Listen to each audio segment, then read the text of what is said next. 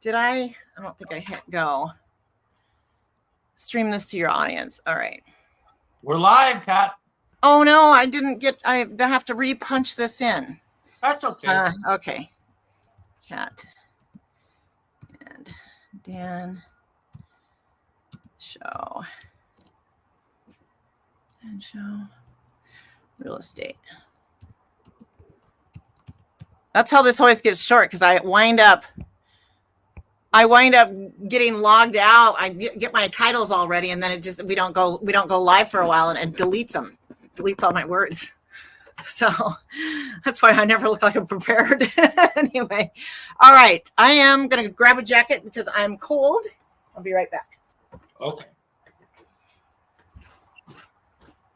And believe it or not, folks, we got a great show for you today. We've been busy working on it, and there's a lot of stuff going on in the markets right now. A lot of stuff. Yeah, we got a good show planned for today. Lots and lots of amazing information. Not going to be everybody's cup of tea, but there's some fascinating stuff out there, that data that I pulled this week, and I'm pretty excited to share it with everybody. So Dan and I did a deep dive on fourplexes in the area, and not just for one or two counties, but quite a few. And so that's going to be kind of fun to get into. And get my jacket button here. Okay. I am going to swap out my glasses for my pink ones. Okay. Hey guys, hi out there in TikTok land. Hey, thanks for joining. So again, Kat Howard with Windermere in Woodinville, Washington. And Dan and I are getting ready to talk a little bit of real estate stats for our area. So Snohomish, King, Mason, Skagit, Pierce, and a couple other ones, Kitsap County, and also Grays Harbor. I love myself some Grays Harbor County. So anyway, what do you think, Dan? Should we just get into it? Let's get into it. Let's go for it. All right. Go. Whoops. Oh, I disconnected my computer from my stand. My computer just about took a ride. Here we go. Get back on there. Hold on. Oops. There. Okay. Make sure I'm all clamped up here. Okay. Here we go. All right. King County, 1.5 months supply of inventory. Well, that's up. That's up a little bit, isn't it? Well, so don't look at the second line, Dan, because that data is not current. Oh, it wasn't from last week, so don't look at that. Yeah, I didn't. I lost the chart from last week, so I didn't mean to do that, but I did. That's okay. Okay. All right. So 35% of sellers set offer review dates. 39% of sellers in King County got under contract from September. If you listed your home from September 24th through September 30th, 39% of sellers got under contract that week. And if you listed your home between September 10th, and September 23rd, you had a 44% chance of getting under contract within the first 14 days on the market. So wow. King County. Yes. So let's, since we're talking about King County, I want to jump ahead to one of my charts here. This is how much King County has gone up in 10 years, right? So this is 10 years ago, 2013. This is 2023. And I'm just going to blow your mind. It's 136% is what King County average sales price for single family homes has gone up in the last 10 years. You want me to put that chart on the screen? Sure. Well, you don't have it. That's single family, Dan. Oh, single family. Oh, we're not talking about fourplexes yet. That's for the later in the show. Yeah, later in the show, guys, we'll talk about fourplexes. I love fourplexes. I love investment properties, multifamily. So we'll get to that in just a bit. Well, so could you show that graph one more time? Yeah, it's pretty dramatic. Oh yeah, look at that. Yeah. Nice, huh? Yeah. So a lot of growth, and really, so this last year has kind of flattened out, come back just a buck per square foot average, average price per square foot. So not too bad.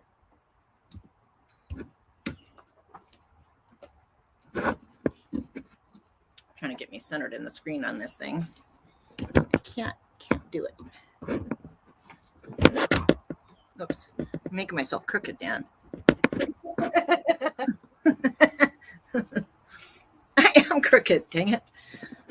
There we go.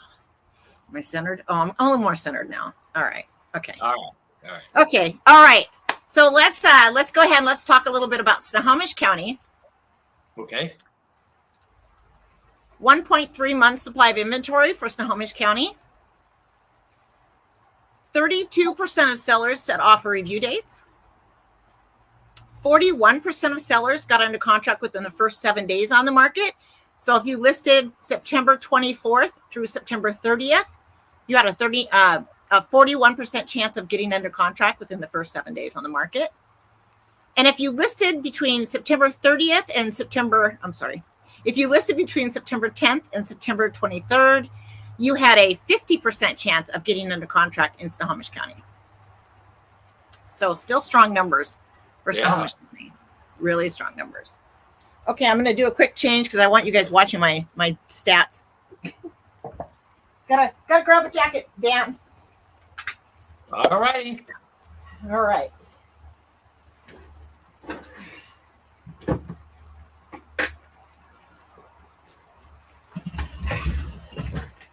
You know me. I love myself some good denim jacket. So we're gonna go with the denim. All right. Get my sleeves pulled out here. Oh, it's raining out here. Can you guys hear it raining? It's raining. It sounds like a rainforest back there. It does sound like a rainforest. Seriously. Get my hair all together here. That's my photographer says. Get your hair all together, Kat. Okay.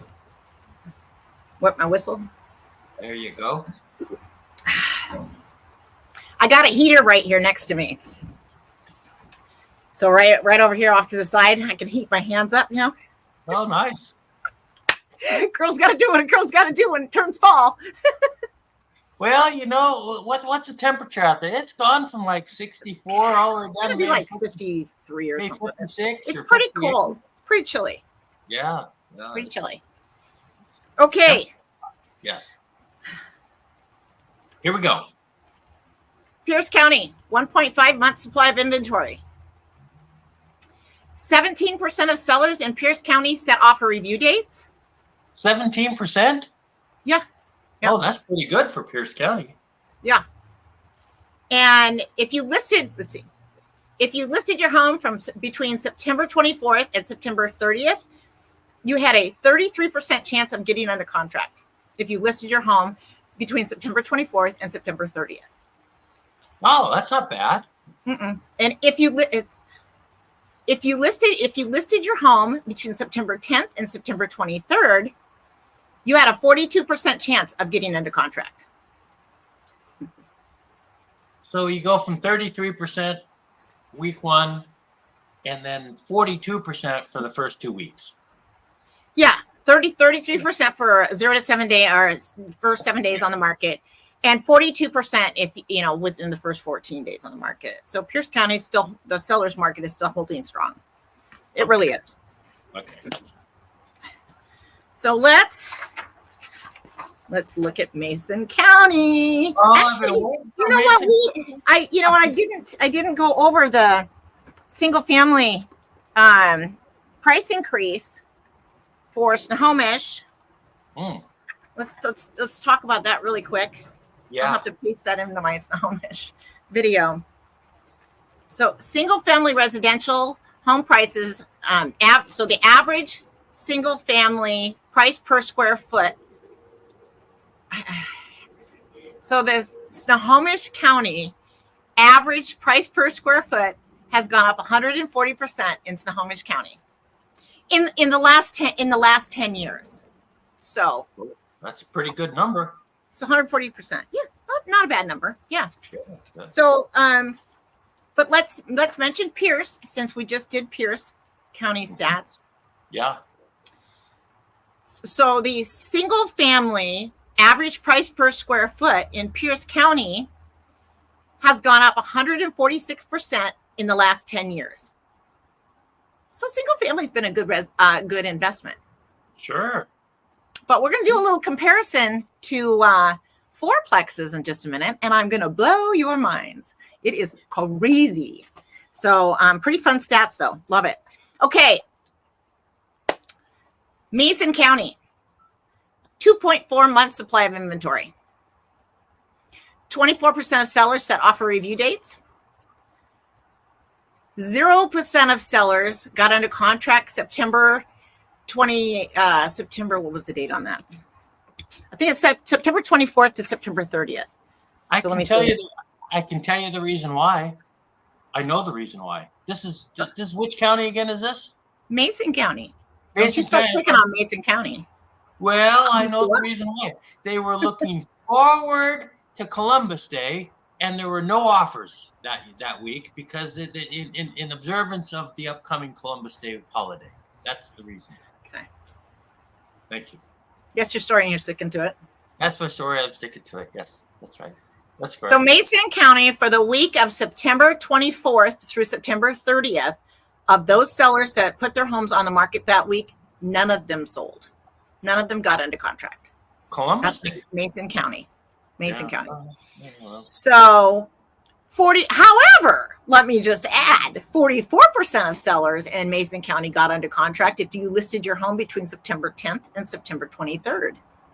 So 14-day data is a lot better than just that one week there. So yes. Yes. All right. Okay, so and so Mason County, let's just talk about how much has Mason County single family residential gone up average price per square foot in the last 10 years. I can tell you. 147%. 131%. Oh, so close. So close. Mm-hmm. But still, makes for a very solid investment. If you're planning on owning your home for 10 years, that's a huge pocket full of equity. Right? Yes. So yep. Very nice. Put 3% down, your ROI is just astronomical. Yeah, that's right. That's exactly right. Yep. So Skagit County, 2.2 months supply of inventory in Skagit County. 9% of sellers 9% of sellers set offer review dates. 38% of sellers got under contract if you listed your home. 38% of sellers got under contract within the first 7 days on the market if you listed your home between September 24th and September 30th. And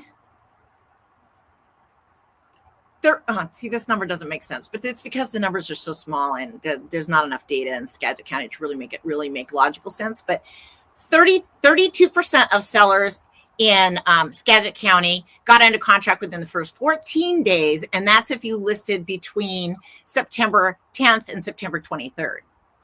So that number is smaller than the 7-day data, but again, those are two separate time frames. So the 1 week data was collected a week to 2 weeks ago, and the 14-day data was collected 2 to 4 weeks ago, right? So that's why they're not covering the same time frame. But I do that because I want you to get the most recent data, and the most recent data is that 7 to 14, the 0 to 7, getting under contract within the 0 to 7 days, because that's only a week old. So that's why I like to report on that, because that's going to give a seller a much more realistic expectation.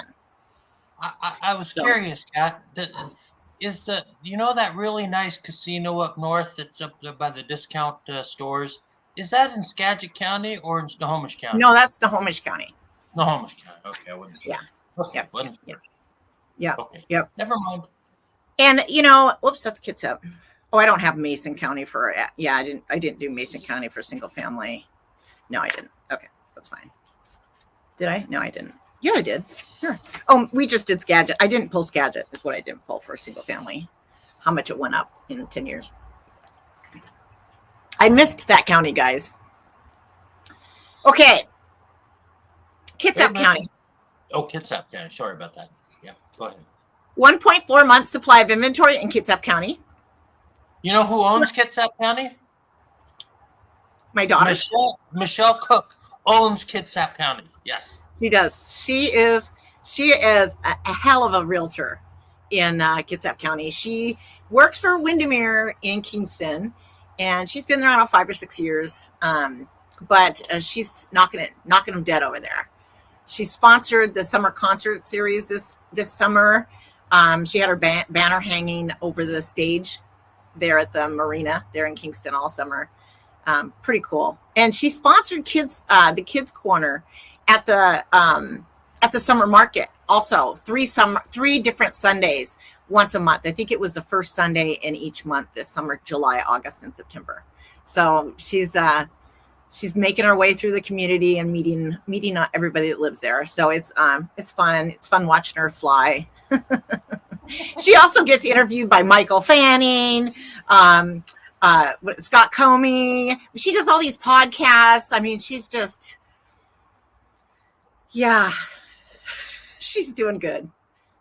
She gets most of her business from TikTok, to be fair. So non-bots on TikTok. You know how tough it is to find a non-bot, a real human being on TikTok?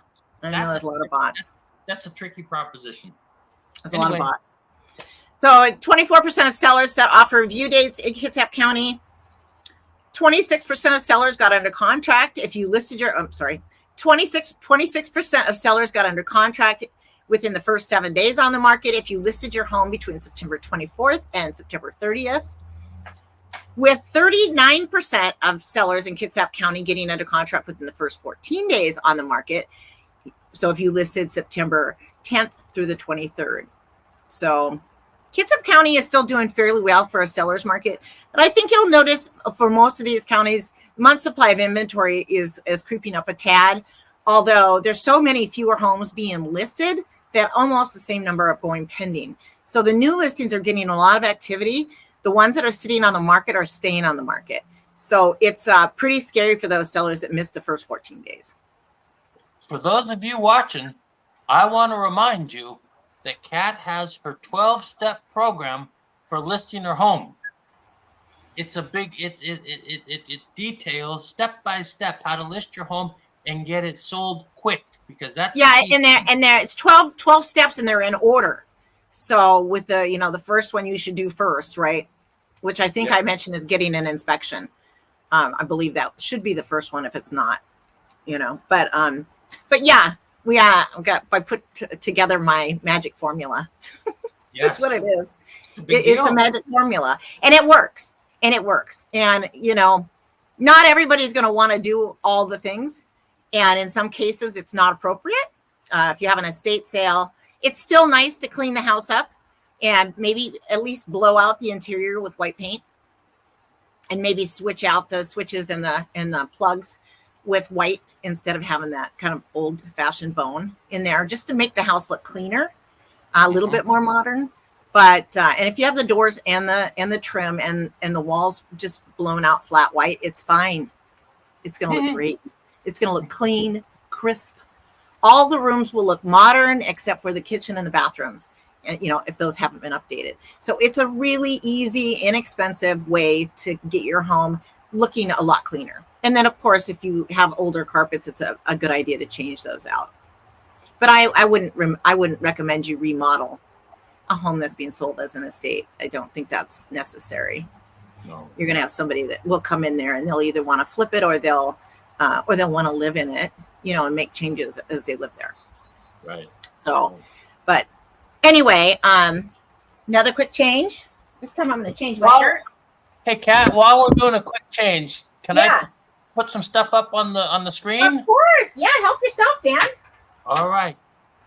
I'm very excited. Progress, Let me explain. I am just very excited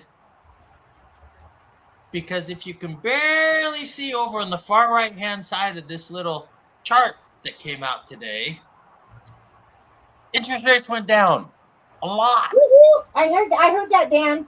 A lot. They were down like for one day. It was really Excuse me. It was really a big move down.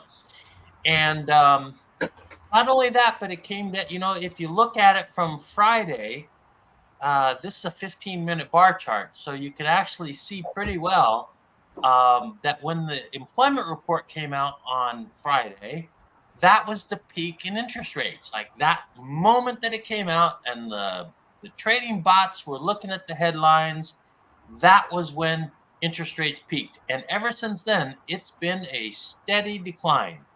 And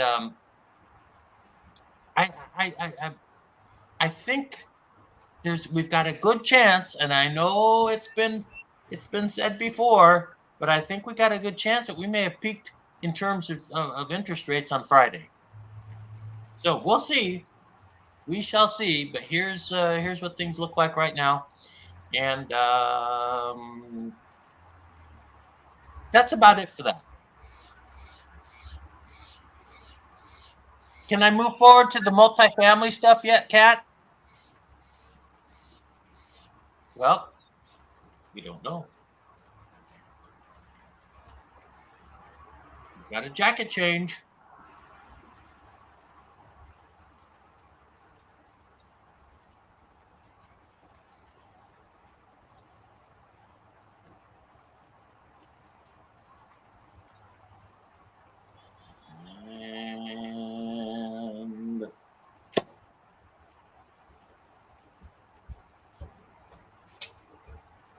Thought you lost me there, didn't you, Dan? Well, I wasn't sure, but I figured you'd be coming back at some point. Okay, I'm back, Dan. Okay, so we went. I gotta hook up my microphone. So hold on. That's okay. We went through the chart. It's kind of it didn't show up as well as I was hoping, but anyway, but it is a good thing because it does look like I just think we have a decent shot at have made a peak in rates. So we'll see. But that is a big turnaround since Friday. I don't know, Dan. You're the eternal optimist. That's right. Well, you know how we know the eternal optimist, guys. You know how I know I'm the eternal optimist? Because we set this live stream up for 3:30 this afternoon. That's true. I gotta tell you, things just don't go as planned around here. No. Neither one of us had our homework done. We both put hours and hours and hours into preparing for these live streams because we want to make sure that the information we're providing you guys is very accurate. So, and let's get into the good stuff right now. Well, not that the other stuff was the good stuff. That was great stuff. Yeah. Let's get into the multifamily portion of our show. Yeah, absolutely. All right, let's start with. Let's see here. Okay. So there's a couple of things going on right now in the mortgage markets that you got to know about out there. There's an update with Fannie Mae and Freddie Mac. And basically what it's saying is you can get a contribution from the seller, like apply selling contributions to the down payment. Wow. So that's new, right, Dan? Is that just for conventional? Yes. And by the way, I kind of screwed up that text because it's not matching the graphic that I put up there. So because there's two things going on. That's the next slide.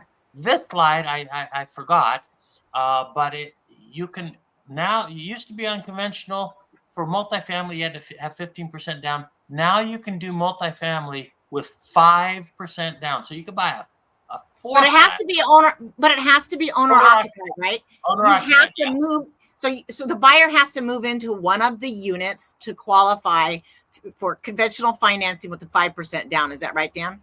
That's absolutely correct. Okay. Yeah. But also, the seller can contribute towards that down payment. Is that right now too? That is correct. That's the big change. So you got that's a big change. That's enormous because if a seller, that way if buyers are struggling to come up with the funds to afford to buy a fourplex, the seller could help contribute, 1 or 2 or 3%. towards the buyer's closing costs, but part of that could be the down payment, which is amazing. Is there a limit to how much they can participate, Dan? We didn't talk about that today in our update, but I just really would love to know. That we've never been allowed to do that. The sellers have never been allowed to participate or help the buyer with the down payment. And so this is completely new. And it's really exciting because it can help somebody that doesn't have a down payment get a down payment, right? So if they can do but this is just for conventional, is that right? This is just for conventional. Okay. And the thing is, what you end up, and the reason why you want to maybe look at fourplexes is that you get into something with, say, 5% down, and maybe, we're going into a little bit softer time of the year traditionally, right?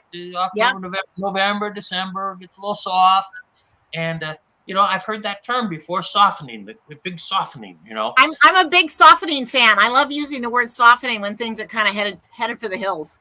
Yes. So things are, we kind of figure they'll soften a little bit going into the winter and all that kind of stuff. You might be able to get a little teeny bit, just a taste of a concession coming from the seller. Might happen, might not, but you got a better shot at it now in the winter time and heading into the holidays.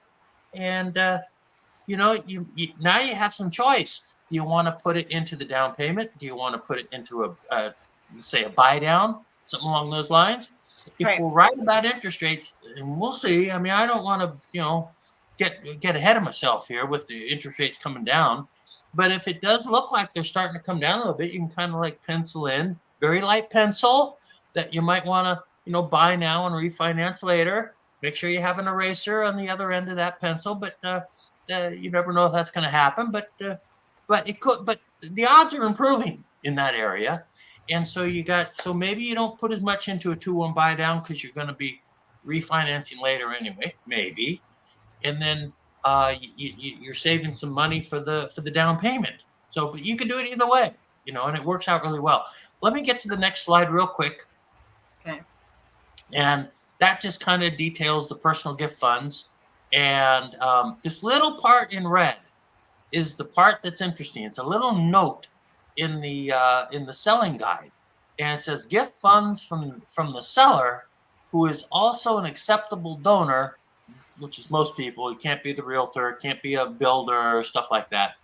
It can't be what they call an interested third party, and is not, well, there it is. It says not affiliated with any other interested party to the transaction. It's allowed. So the donor of the gift of equity is not considered an interested party to the transaction. So the seller is now not considered an interested party. Very interesting. It definitely I like it. Makes a difference. Yeah. I like it. I wanted to share the difference in how much I wanted to compare the amount that single family has gone up average price per square foot in King County versus the average price per square foot for fourplexes. So this is for you guys that might consider purchasing a fourplex owner occupied. And this is this is how much they've appreciated in the last 10 years compared to single family residential. These are great numbers. Let's bring up the King County graphic there, because we do a little graphics work. So that's for the fourplexes. That's for the fourplexes. Yes. So the fourplexes, you guys, have gone up 145% in King County in the last 10 years, the average price per square foot. So now the average price per square foot for single family residential in King County is 136%. Fourplexes have outpaced single family for average price per square foot. That's amazing.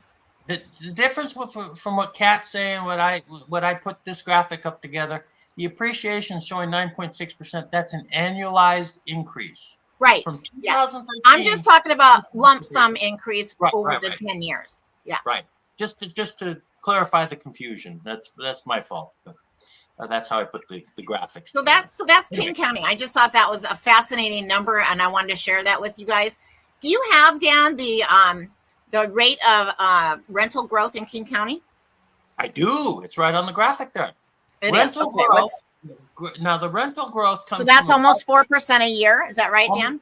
That's right. So and let me explain a little bit about these graphics that are about to come up. So the rental growth numbers come from apartmentlist.com. So we're making an approximation for rental growth. It's pretty darn accurate. And it's a composite list, a composite index of 1 and 2 bedroom apartment rental growth. Okay. You know what I'd like to do is I'd like to see the number from 10 years ago or 8 years ago, whatever it is, and see what it is now, so I could calculate the total. I'd like to know what that total is, because you can't take 4 times, the number of years. I mean, I guess you could. How many years is it? 8 years? Well, 7 years? Yeah, I mean, it's reasonably comparable because it's 2017 to 2023, right? So that's going to be like 6 years? Yeah, 7 years, 7 years. So 7 times 4 is 28. So it sounds to me like it seems it's probably very close to 28% overall growth over that 8-year period, right? Yeah, and I'll put it this way: this is really solid growth, because what you're looking at, if you add the rental growth and the appreciation, you're looking at like 13.5%, close to 14% total returns. That's pretty darn good. And you can see how let's go to the other counties, because we've got those put together too. So hang on, let's go to Snohomish County. Yeah, so let's look at the average price per square foot between single family residential as compared to fourplexes in Snohomish County. Single family residential in Snohomish County has gone up 140%. So big number in 10 years. Snohomish County fourplexes have gone up 155%. Again, outpacing single family residential. So again, we're kind of talking about this because they've just made it where you can buy a fourplex if it's owner occupied. So if you move into one of the units, you can buy a fourplex with 5% down conventional. And also the seller can help pay for part of your down payment if they're willing to. So it can be a really affordable way, but the appreciative growth, because you're going to get rent from 3 of the units, right? So it's going to pay a big portion of your payment, but the actual rate of growth is better than single family residential. At least it has been over the past 10 years. So it's quite remarkable. And I'm going to have to run real numbers on a real fourplex, and we'll do that this next week to give you guys a better idea as to what would be left for the payment once you collect rent for 3 units. We'll just take an example. We'll take an example and we'll run that next week. But think about it this way: if you're a first-time home buyer, right? Now, I'm just going to throw this out there. But if you're a first-time home buyer, you can move into a fourplex with 5% down. You might get a little bit of help with that down payment coming from the seller, and then you've got 3.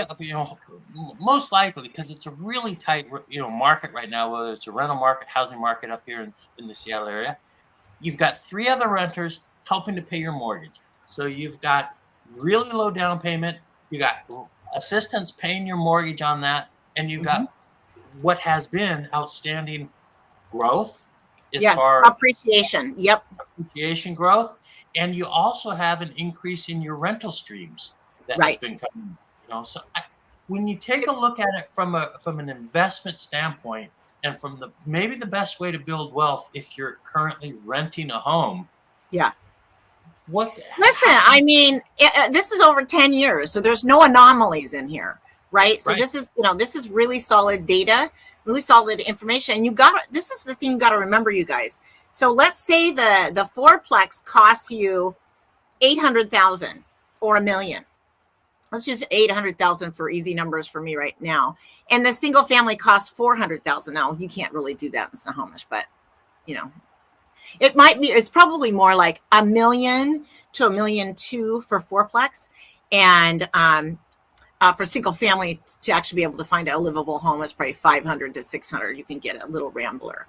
So but this is the juice. This is the good stuff. So the magic is that If you buy the single family home for 500, in 10 years, it's going to get, let's just say, again, for easy numbers, let's say it goes up 100%. So you've increased your appreciation by 500,000, right? So now your house is worth $1 million. Take that fourplex. Its value is, let's say, $1 million, and just say, let's just say it goes up the same as single family. Let's just say that you've made $1 million in equity in 10 years. That's twice as much equity. And that's the thing I wanted to point out. It doesn't even matter that fourplexes are outpacing single family as far as appreciation rates go. That really has almost no bearing. It's the fact that you're going to be getting your appreciation on a much larger amount of money, and most of that's going to be financed. Most of it's going to be financed. So your cash up front, your investment is going to be very small. Even if you're buying $1 million fourplex, if you're looking at 5%, what is that? Is that 20,000? 50 on a $1 million purchase. Yeah. Well, on a $1.2 million purchase, it would be 60,000. 1 million. 1 million. On a 1 million, it'd be 50,000. Is that right? 5%. Right. Yeah, that's right. Yes. 1 million, 50,000. Not sure where I was thinking there, guys. Sorry, I got that math wrong. That's okay. I mean, so $50,000, and let's just say the seller is willing to participate and kick you 2%. So then you're really looking at 30,000 plus closing costs. Yeah. So, or you could have the seller, instead of that, you can have them buy down the interest rate. Do a 2-1 buy down. And we can put I think those are available on fourplexes, right, Dan, if they're owner occupied? Yeah, and we can put those comparisons together for them too, which is the best way. I want to do an example, kind of like we did in that Does It Pencil seminar we took on Friday. I would like to put together an example of a real life fourplex that's on the market right now, and we could run numbers, and we could, they'll have the amount that the rents are in there too, and so we can actually see how that might work for a buyer. Yeah, so I like that. Yep. And let's get, so we've run these numbers for King, Snohomish, and then we got Pierce. Pierce. Let's go to Pierce. Pierce is next. Pierce. So we're comparing. What we're doing today is we're comparing the average price per square foot for single family residential versus fourplexes. And today we're looking at Pierce County. Yeah. So single family residential average price per square foot has gone up 146% in Pierce County. Multifamily, so fourplexes have gone up. Fourplexes have gone up 218% in the last 10 years in Pierce County, average price per square foot. Now let's think about this for a second. That's almost 70% difference. So if you were going to buy a fourplex in Pierce County 10 years ago, you made bank if you're selling it today, because you got almost 70% more appreciation. Is that right? I think it is. Yeah, it is right. Jeez, that blows my mind. That's crazy, right? Those are some really big numbers. Yeah, and here's the chart. So this is fourplexes in Pierce County. Hang on. I want you to see that. There you go. Yep. Well, you've got it too. And here it is for single family residential. So they're both good growth charts. So that that's got to be right. Yep, that's right. Almost I'm just looking at my math. I mean, I'm questioning my data because it blows my mind, guys.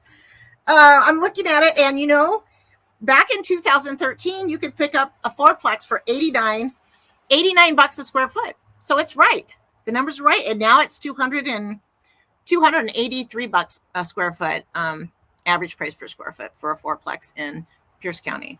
So Pierce County has seen a lot of growth in their multifamily. And I'm using fourplexes specifically because I want to be able to compare apples to apples is what I'm trying to do here. So you want to look at another county, Dan? I would love right about Pierce. Now you really Dan, you really love yourself some Pierce County, don't you, Dan? You know what they had? Pierce County. Okay, so I kind of let me go back one slide here. I have to confess I made an error. Okay, when I was putting this stuff together before our live stream a little too quick. It says appreciation 6.1%. It's 12% appreciation for Pierce County. 12% annualized. Yeah, that makes more sense. Yes. Yeah, it's 12%. So you're looking at an annual. You got. Let's just stick with the 12% appreciation, but you've got a 5.5% rental growth appreciation. So excuse me. Let me explain where rental growth comes into play. I'm skipping through to Kitsap County here. We can talk about that in a second here.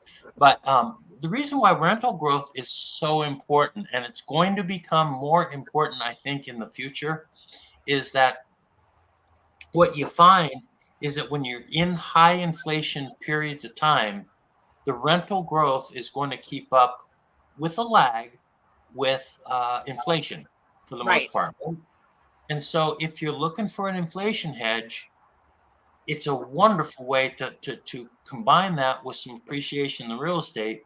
And even if the appreciation goes away, you've still got some rental growth that's going to be there during inflationary times. So it's a very powerful combination when you're looking at both rental growth and appreciation. So let's move on to Kitsap. I know you got the numbers there for Kitsap, right, Kat? I do. I'm going to just grab my jacket. The sweater is nice, though, because it's got long sleeves. Well, it's getting a little cool out there. It's cold. Yeah. My microphone. The thing is, it's downright balmy down. We're down south in Renton. It's very comfortable here in Renton. But I know it's a lot. Dan, I don't believe you. I think you're fibbing. Oh my God, he's lying to you guys. It's not nice in Renton. I mean, it's not. Whoops. It's nice in Renton. It's just not warmer. I'll go get myself in trouble here, Dan. It's all your fault. All right, let's move to Kitsap. I want to talk about Kitsap County growth. Yes. Let me put my pink glasses on. You guys love it when I coordinate. I have people tell me they love my glasses. Wait a minute. Let's go to the. Oh, look at that! You've got the glasses. You got the coordinated glasses going. Oh. Yeah. Okay. So let's compare Kitsap County average price per square foot for single family residential over a 10-year period with Kitsap County fourplexes average price per square foot over that same 10-year period. Yes. So I'm going to blow your mind again. I'm actually having issues. These numbers are insanity. They're crazy. Single family residential average price per square foot has gone up 123% in the last 10 years. So that's single family residential in Kitsap County. This is where you're gonna kind of go, dang, wish I bought a fourplex in Kitsap County 10 years ago.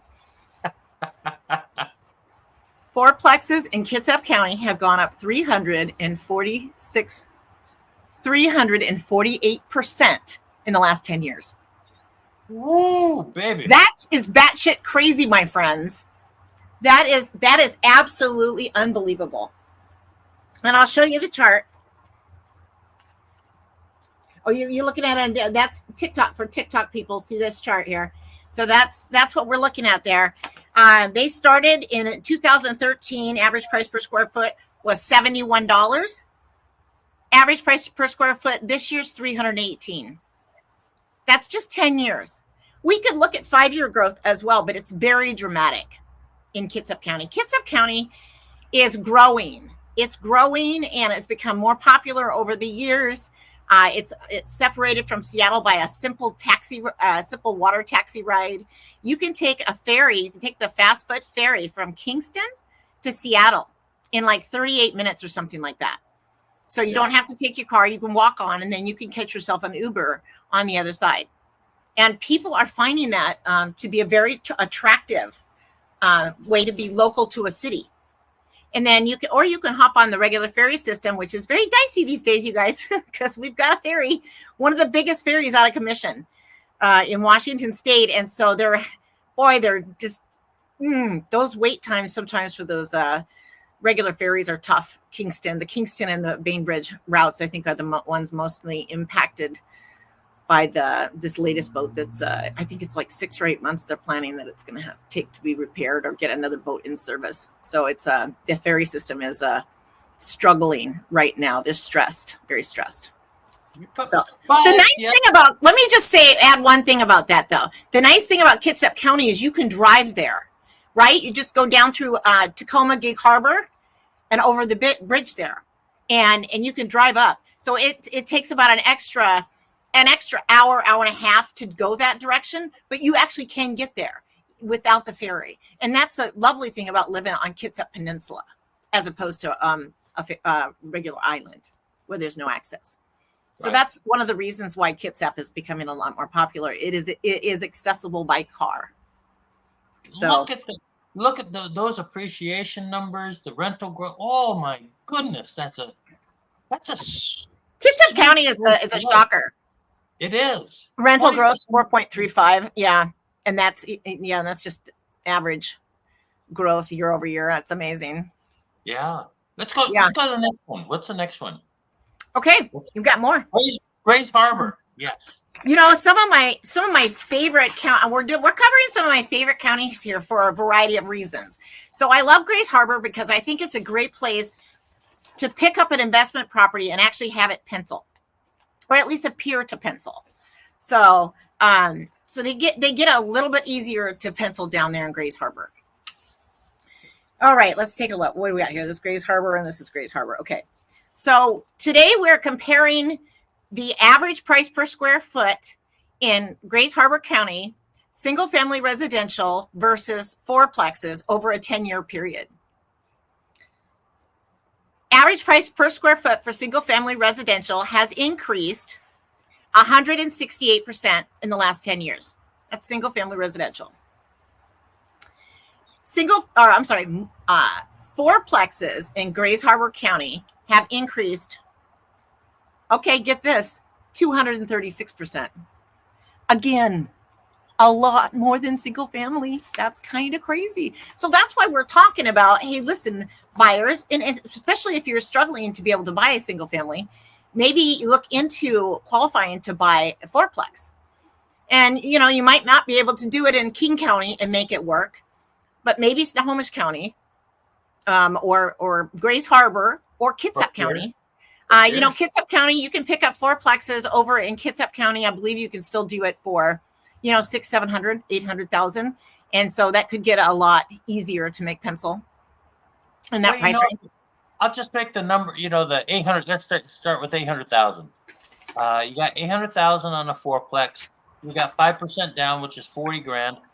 That's kind of doable, right? That's kind of doable. Well, that's why I want to run real numbers, and we might even do something like maybe we pick a fourplex in Grays Harbor, and maybe we pick one in Kitsap County and one in Snohomish and one in King County, and just kind of in Pierce County, and just see what that looks like. If there's a more affordable way to make that work, by county. Like, is it more affordable to buy a fourplex in Kitsap County than it is in Snohomish County? My guess is yes, but maybe the rents will offset the higher prices in Snohomish County. So it'll be interesting. I want to see those numbers. I'm a numbers person. I like stats. I just love stats. You guys know I love stats. I want to know what's happening. I want to know what's happening right now in the real estate market. And I love being able to help people understand that real estate is a solid investment over time. And we could come back. We could fall back 10, 20, 25%. We did last year from the high. We came back 25% last year from the highs in April, May. By December, Snohomish and King County had come back just about 25%. And so I'm not afraid of real estate coming back down a little bit. The thing about real estate is it does always go back up. There's going to be a long-term shortage of homes in Washington state. It is what it is. So we may have a recession and prices may come back a little bit. And then the Fed will probably lower interest rates and then we'll have a little housing, a little bit of a spark with the sellers. We'll have some competitions again. And realtors will become offer writers, professional offer writers, because it's hard to get an offer accepted when you're competing. So. Yeah, and I hope you don't mind me. We haven't talked about this ahead of time, but I thought I'd throw this out there. We have kind of seen the future when we're talking about tight housing in Washington. We've kind of seen the future, and there's some legislation that's coming out in the next 3 months at the end of the year that is going to kind of blow people's minds at what the state of Washington is going to do. It's going to be very profitable. It's going to help support a purchase if you're making a purchase in certain areas of the state. And I think it's a really exciting cluster of legislation that's going to be coming out. We're going to be talking about that here in the future. And I'm sorry to be letting the cat out of the bag and not following through and telling you exactly what's going on, but there's some legislation coming out that's going to definitely support housing prices and make it a lot more lucrative to own a home if you're so inclined. So well, it's going to be a game changer for a lot of owners of properties in certain municipalities. It's not going to apply across the board to every community, but for instance, the city of Everett. So there's a lot of homes, there are a lot of properties within the city of Everett city limits, and maybe even outside the city limits. I'm not sure how that works. I think that becomes county then. So I think it's within the Everett city limits that are going to be allowed to build up to 2 detached condos on their properties. And there's, as far as from what I understand, there's no minimum size limit on the lot size. So if you can actually fit them on there with the respective setbacks, which I believe in most cases is about 5 feet from the property lines and from the nearest fence, so there's going to be a lot of opportunity. So those people that own properties that are on larger lots that have alleyways, especially, are going to be able to build more affordable housing, because those units will be probably about 1,000 square feet, 2 to 3 bedroom, hopefully 1 3/4 bath, and hopefully they have at least a 1-car attached garage, because the requirements of the city are that there's an extra parking spot per unit. Right. So there has to be street parking for 3 units, so 1 car per unit, or a combination of street and off-street parking. So pretty exciting stuff, really. I think it's going to cause a mini housing boom in Everett. I believe that. And I think those new units are going to run between $550 and $600, but they're going to be new construction. They should be 3 bedroom, 1 3/4 bath with a 1-car attached garage. There is a height restriction, but you can go up like 2 stories easily. So, but there's a lot of opportunity out there.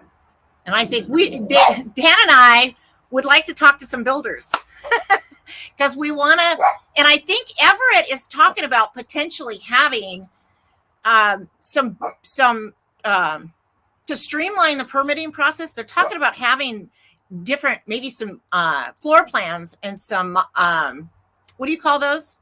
Well, they're going to be kind of standardized floor plans, as I understand it. Standardized floor plans, probably with a variety of elevations that could fit a number of different lays of the land. And so, wouldn't that be fun? Because then you don't have to, pay as much for architectural review and things like that.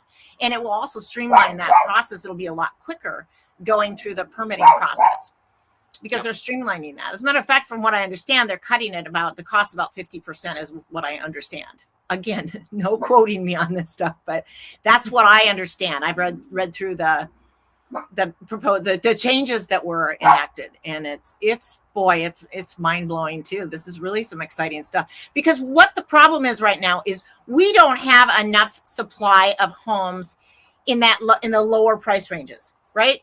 So the homes that fly off the market the quickest are the ones that are, and let's say Snohomish County. Let's just pick on Snohomish County. Homes that are in the $500,000 to $600,000 price range are the ones that really move the quickest, and that's the gap that they're trying to fill. That's the gap they're trying, because more people qualify for that than the much more expensive homes. So, and I do believe that the final sales price numbers will be approximately $550 to $600. I've run the numbers on that, and it looks to me like $550 to $600 is about where it'll be. Yeah. If they go any higher, it's not gonna work. So, right. And then to take it to for them to sell them at 500 doesn't make any sense either, because it just that's not going to happen. It's probably going to be 550 to 600. Yeah. In average. And it's going to depend on your area. So you may see some that actually do get sold for 500 that are maybe in lesser desirable areas or on more challenging lots, right? Right. Maybe steeper lots or something like that where it's a little more challenging. Well, but I think it's exciting stuff. Yeah. It is, because I think, regardless of how many get built up front, this first year or two, it's going to start. It'll start happening. So some people may be looking for those properties that are eligible to put 2 condos on, that have the financial capability of building those, and or can hire somebody to do that, and then split those lots off. So that's the unique thing about this program, is that the seller, the main property owner, they're going to sign a condo agreement, right? They're going to have a small HOA agreement between the 3 homes on that lot, if you got to split off 2 condos, and just to make sure everything's in writing between all the owners of the different lots there. So there'll be a few rules and regulations that you have to adhere to, regarding who knows, what you can do with the property once you own it. Right. So, and it's just going to be, I think it's going to be very interesting to see what direction this goes.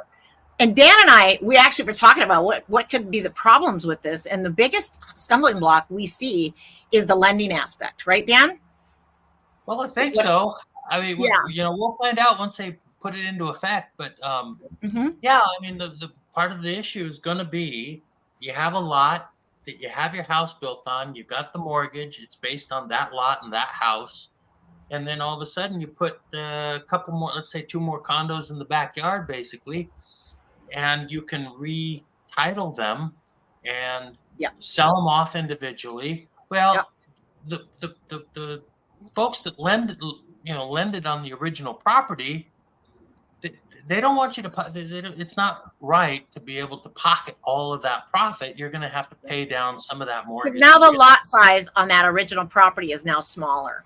It's now smaller. That's right. And so the value is going to be diminished by a certain amount. It's not very much, I will say, but it is going to be diminished by a certain amount. So because you're going to be splitting off 1,500 square foot lots or 2,000 square foot lots from your 10,000 square foot property. So your lot size is now going to be maybe only 6,000 square feet. You're going to have a smaller backyard, and you won't have access to the alley more than likely. So whereas you did before. So it's just, it's going to be an interesting conundrum that we'll have to see how this all shakes out and see how it gets handled with all the different lenders out there. Right. Hopefully there's an easy solution. With there will be. It's basically step 1 is going to be contact the mortgage service provider. That's going to have to be step 1, because you got to make sure that your mortgage, your lender is going to allow you to do that sort of thing. Yeah. Mm-hmm. So that's going to be good. Yeah. Well, it's getting dark out in. Well, I have one more thing, Dan. Oh, sorry about that. I'm sorry. I'm not leaving yet, TikTokers. I still have you in my sights. Okay. There we go. Okay. All right. So what I wanted to do is, I've gone through the home buying steps last week with Dan, and I wanted to make a video with me listing the home buying steps all in one video. So that's what I'm going to do, is I'm going to run through the home buying steps one after the other, just the titles essentially, so that I can have one video that's kind of the master video of the steps to buying a home in Western Washington. So home buying steps for Western Washington. Step 1, get your finances in order. Step 2, determine your budget and your priorities. Oops, where's the rest of it? Oh, it's out of order. Whoop, what happened? Uh-oh, we're out of order. Sorry about that, guys. I need step 3. Where's step 3? What did I do with step 3? Uh-oh. Step 3. Oh, here we go. Here we go. This is what happens when you're live.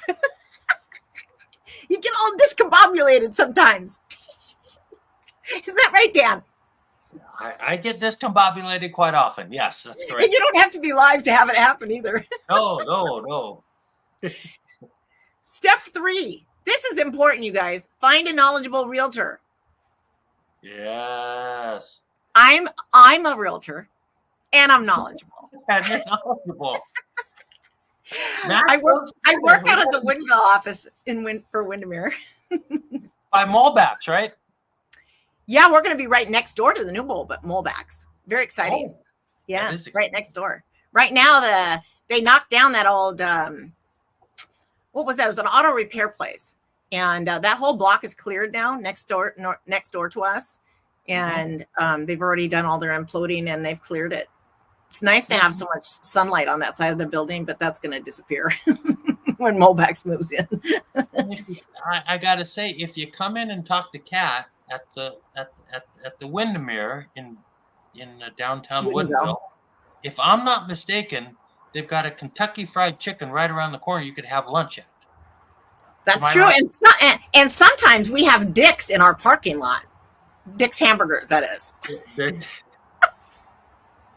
Well, that'll go on the blooper list. That's for sure. Oh my God. What the heck? What am I saying? I don't know. You know what? Moving on to number 4. Step number 4 in the home buying process. Yes. This is the fun part. Start house hunting. Yes. Now I gotta find number 5 now. Hold on. I gotta go through my 8 pages here. Talk about discombobulated. Here we go. Number 5. I gotta find step 5. I'm looking for 5. Let's see, where's it at? It's got to be here somewhere. Let's see. Oh, here it is. I found it, guys.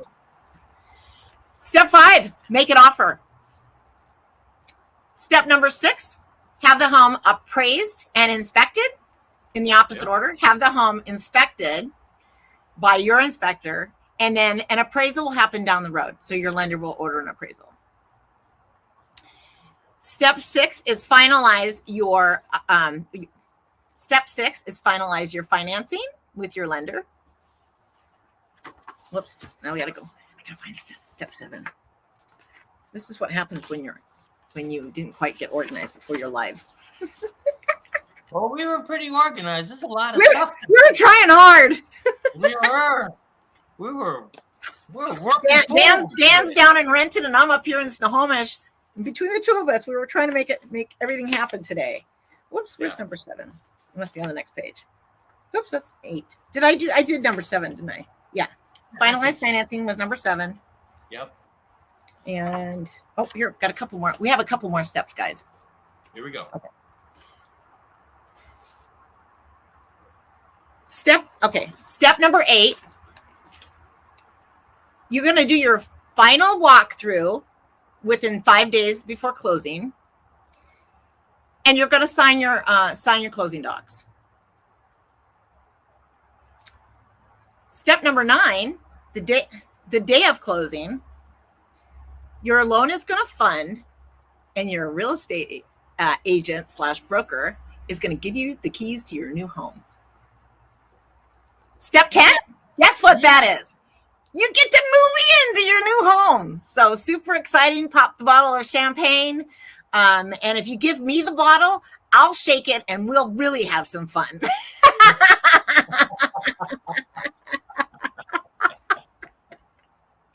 That shit's fun.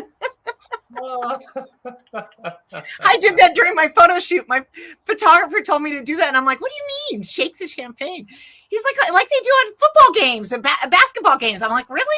He's like, yeah, start shaking it. I was like, oh my God. And it starts shooting out the top.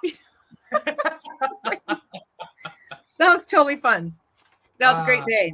Having my photos, my branding photo shoot is what that was. Anyway, so here's my heater, you guys, that's been sitting next to me. You see this guy? It's Mr. Heater. And he just sits on a little stand there. I've got him on a little stand right next to me. And he's been kind of making it where it's doable out here. My feet are frozen, though, because I'm barefoot. Shit, Dan. Are we done, Dan? I feel like we're done. Let me see if I got. I think we're done. We've covered it all. From Hi, guys. thank you for joining. Thanks for sticking with me today. I appreciate it. So we will do this again next Tuesday, more than likely, if we can stay on schedule. That's the thing with us, Dan and I.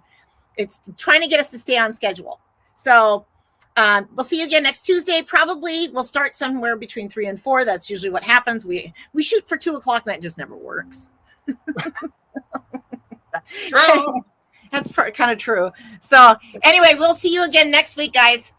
Going offline. Bye. Thank you. Okay. And to all those folks on Facebook and YouTube, we are going to end the live stream. And thank you very much for joining us. Bye-bye. Yeah. Bye. Bye. Bye, you guys.